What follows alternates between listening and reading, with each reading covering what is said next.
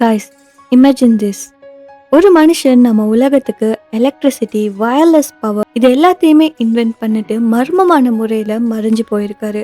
அவர் மட்டும் இல்லாமல் அவரோட கண்டுபிடிப்புகளும் பார்த்தீங்கன்னா ஹிஸ்ட்ரியை விட்டே மறைஞ்சு போயிருக்கு. ஸோ அந்த பர்சன் தான் நிக்கோலா டெஸ்லான்னு சொல்லக்கூடியவர். கண்டிப்பாக இவரை பற்றி எல்லாருமே கேள்விப்பட்டிருப்பீங்க. இந்த ஜீனியஸ் பார்த்தீங்கன்னா நம்ம உலகத்துக்கு நிறைய யூஸ்ஃபுல்லான விஷயங்கள் எல்லாம் இன்வென்ட் பண்ணிட்டு ஃபைனலாக ஹோட்டல் ரூமில் லோன்லியாக இறந்து போயிருக்காரு. ஸோ அவரோட ரிசர்ச் பேப்பர்ஸ், சீக்ரெட்டான இன்வென்ஷன்ஸ் இது எல்லாமே கவர்மெண்ட் எடுத்துகிட்டு போயிருக்காங்க.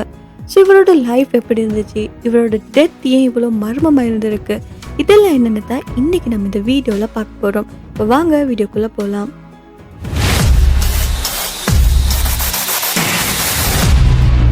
ஸோ இந்த நிக்கோலா டெஸ்லான்னு சொல்லக்கூடியவர் ஒரு சாதாரண சயின்டிஸ்டாக இருக்கல, ரொம்ப பெரிய ஜீனியஸாக இருந்திருக்காரு. ஏசி எலக்ட்ரிசிட்டி சிஸ்டம், நம்ம வீட்டிலலாம் யூஸ் பண்ணக்கூடிய எலக்ட்ரிசிட்டி பார்த்தீங்கன்னா இவர் தான் இன்வென்ட் பண்ணியிருக்காரு. And wireless power, light, energy இதெல்லாம் வயர் இல்லாமே ட்ரான்ஸ்ஃபர் பண்ண முடியும்னு சொல்லி 100 வருஷங்களுக்கு முன்னாடியே அவர் திங்க் பண்ணியிருக்காரு. ரேடியோ, எனர்ஜி டிரான்ஸ்மிஷன் இது எல்லாமே அவரோட ஐடியாஸில் தான் ஆல்ரெடி இருந்திருக்கு. ஸோ பேசிக்கலி சொல்லணும்னா நம்ம மாடர்ன் உலகத்தில் இருக்கக்கூடிய ஆல்மோஸ்ட் எல்லா டெக்னாலஜியுமே இந்த டெஸ்லா ஃபவுண்டேஷனில் தான் ஸ்டார்ட் ஆகி இருக்கு. ஆனால் இன்னைக்கு எல்லாருமே எடிசனை மட்டும்தான் நினைவில் வச்சுக்கிட்டு இருக்காங்க. டெஸ்லா பற்றி கொஞ்சம் பேருக்கு தான் தெரியும். எல்லாருமே டெஸ்லாவோட கண்ட்ரிபியூஷனை மறந்துட்டாங்க. ஆனால் அவரோட ஐடியாஸ் எல்லாம் நம்ம எவ்ரிடே லைஃப்பில் யூஸ் ஆகுது. ஸோ இவரோட லைஃப்பில் மிகப்பெரிய டேர்னிங் பாயிண்ட் என்னென்னா அவர் ஸ்டார்ட் பண்ண ஒரு ப்ராஜெக்ட்னு சொல்லலாம், வேர்டன் கிளிஃப் டவர்னு சொல்லக்கூடியது. ஸோ அவரோட பிளான் என்னென்னா இந்த முழு உலகத்துக்குமே வயர்லெஸ் எலக்ட்ரிசிட்டியை ஃப்ரீயாக கொடுக்கணுன்றது. மீனிங் என்னென்னா நம்ம வீட்டில், ஃபேக்ட்ரிஸில் எல்லாத்துலேயும் பார்த்தீங்கன்னா வயரே இல்லாமல் எலக்ட்ரிசிட்டியை யூஸ் பண்ணலாம். ஸோ எல்லா கண்ட்ரிஸுக்குமே எலக்ட்ரிசிட்டி ஃப்ரீயாக போக போகுது. இது தான் அவரோட ஐடியா. சூப்பர் ஐடியா இல்லை, ரொம்பவுமே அமேசிங்காக இருக்குது.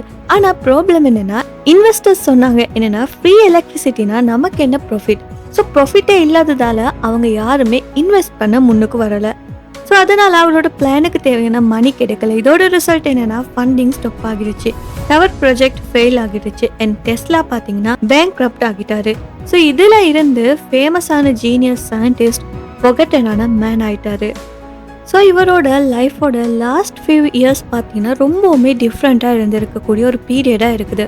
ஸோ அந்த ஃபியூ இயர்ஸில் பார்த்தீங்கன்னா அவர் ரொம்பவுமே டிஃப்ரெண்ட்டான விஷயங்கள் எல்லாம் பண்ணியிருக்காரு. அதெல்லாம் என்னென்னா நியூயார்க்கில் ஹோட்டல்ஸில் தனியாக இருந்திருக்காரு, யாருமே அவர் கூட இருக்கலை. ஸோ அவரோட ஹெபிட்ஸ் எல்லாம் ரொம்பவுமே அன்யூஷுவலாக இருந்திருக்கு. முதலாவது பார்த்தீங்கன்னா நம்பர் 3 அப்சஷன் சொல்லக்கூடிய ஒரு ஹெபிட் இருந்திருக்கு. எல்லாத்தையுமே நம்பர் 3ல் கவுண்ட் பண்ணுவார். 3 டைம்ஸ் எல்லாத்தையுமே ரிப்பீட் பண்ணுவார். அதுக்கப்புறமா எல்லாத்தையுமே ரொம்பவுமே க்ளீனாக வச்சுருந்துருக்காரு. ஷூவில் கூட டஸ்ட் வராத அளவுக்கு ரொம்பவுமே க்ளீனாக வச்சுருந்துருக்காரு. அது மட்டும் இல்லாமல் பறவைகள் கூட எல்லாம் பேச ஆரம்பிச்சிருக்காரு. ஸோ பறவைகளோட ரொம்பவுமே க்ளோஸான ஒரு ரிலேஷன்ஷிப்பில் இருந்திருக்காரு. ஸோ அவரோட இந்த நடத்தைகள் எல்லாம் பார்த்து சொசைட்டி இவர் ஒரு கிரேசியான சயின்டிஸ்ட்னு சொல்லி லேபிள் பண்ணிச்சு. பட் ரியாலிட்டி என்னென்னா அவரோட மைண்ட் பார்த்தீங்கன்னா எல்லாத்தையும் விட ரொம்பவுமே அட்வான்ஸ்டாக இருந்திருக்கு. டைமுக்கு முன்னாடியே ஐடியாஸை திங்க் பண்ணியிருக்காரு. அதுக்கப்புறமா 1943 ஜனவரி 7 நிக்கோலா டெஸ்லா பார்த்தீங்கன்னா ஹோட்டல் நியூயார்க்கில் இருந்திருக்காரு. ஒரு ரூமில் தனியாக இருந்திருக்காரு. ரூம் டோர் லாக் ஆகியிருக்கு. முன்னாடி டூ நாட் டிஸ்டர்ப்னு சொல்லி போர்டு வச்சுருந்தாரு. செவரல் டேஸாக பார்த்தீங்கன்னா யாருமே ரூமை செக் பண்ணலை. ஃபைனலி ரூமை செக் பண்ண ஓப்பன் பண்ணும்போது டெஸ்லா உயிரோட இல்லை, இறந்து போயிருக்காரு. ஸோ டாக்டர்ஸோட ரிப்போர்ட் என்னன்னா ஹார்ட் அட்டாக்னு சொல்லி தான் சொல்லியிருக்காங்க. ஸ்டோரி இங்கே முடியலை. அதோட மிஸ்டீரியஸான பார்ட் என்னன்னா அவரோட இறப்புக்கு அப்புறமா உடனே கவர்மெண்ட் அவரோட ரிசர்ச் பேப்பர்ஸ், இன்வென்ஷன்ஸ் இது எல்லாமே மறைச்சு வச்சிருக்காங்க.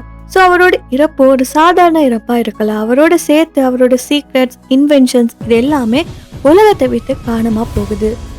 ஸோ யூஎஸ் கவர்மெண்ட் வந்து பார்த்தீங்கன்னா அவரோட எல்லா டாக்குமெண்ட்ஸையுமே எடுத்துகிட்டு போயிட்டாங்க. இதுக்கான ரீசன் என்ன சொல்கிறாங்கன்னா அப்போது 2ஆம் உலக யுத்தம் டைமாக இருந்திருக்கு. ஸோ அவரோட இன்வென்ஷன்ஸ் எல்லாம் ரொம்பவுமே பவர்ஃபுல்லாக இருந்திருக்கு. ஸோ அது டேஞ்சரஸாக இருக்கும்னு சொல்லி கவர்மெண்ட்டுக்கு ஒரு பயம் இருந்திருக்கு. ஸோ அதனால தான் டெஸ்லாவோட இறப்புக்கு அப்புறமா அவரோட ஒர்க், இன்வென்ஷன்ஸ் இது எல்லாமே உலகத்தை விட்டு டிஸப்பியர் ஆகியிருக்கு.